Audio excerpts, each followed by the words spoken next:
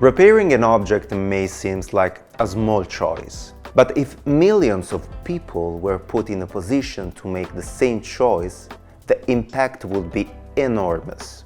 And if companies sold products designed to last and to be repaired, the benefits will be extraordinary for the environment, for our wallets, and for future generations.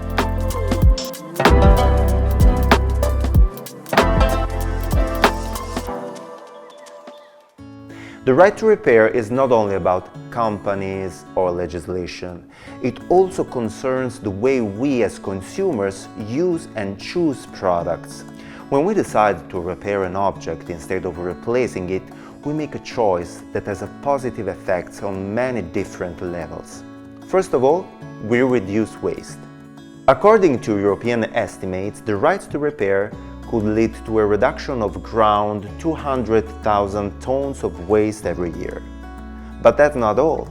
Over the next 15 years, it is expected to generate saving of 1.8 million tons of natural resources, a reduction of 18.5 million tons of greenhouse gas emissions. This means fewer raw materials extracted, less energy consumed, and less impact on the climate. But the benefits are not only environmental.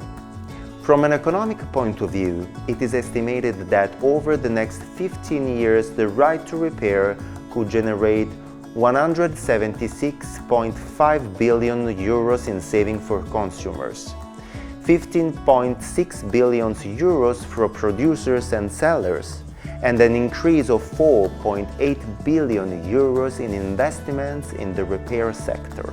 Repairing, therefore, is not only an environmentally responsible choice, it is also a convenient and economically sustainable choice.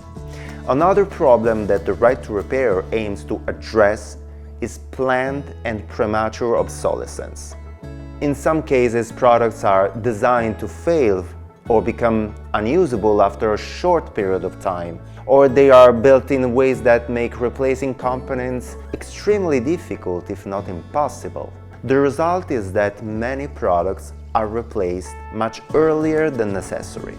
Just think that only 22% of electronic waste worldwide is properly recycled, while the rest ends up in landfills or is exported elsewhere. And over the last decades, the average lifespan of some devices, such as computers, has drastically decreased. However, there are also positive examples. One of the most interesting is the experience of repair cafes. These are public spaces, such as cafes, community spaces, or courtyards, where people can bring broken objects and learn how to repair them with the help of volunteers.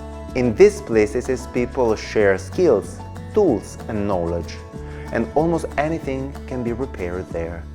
From smartphones to household appliances, all the way to everyday objects. Today there are around 3,000 repair cafes worldwide, and their number continues to grow. This initiative shows that repair can also help create community connections and strengthen social cohesion. If there is a repair cafe, a community bike workshop, or a repair lab in your city, try visiting it at least once.